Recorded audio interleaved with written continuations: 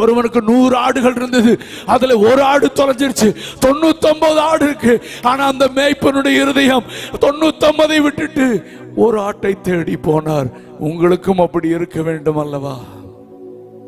இன்றைக்கு சபை ஒரு ஆட்டை தேடுவதிலே தானே பிஸியா இருக்கணும். ஒரு ஆட்டை தேடுவதில் தான் பிஸியா இருக்கணும். I want to encourage you this evening.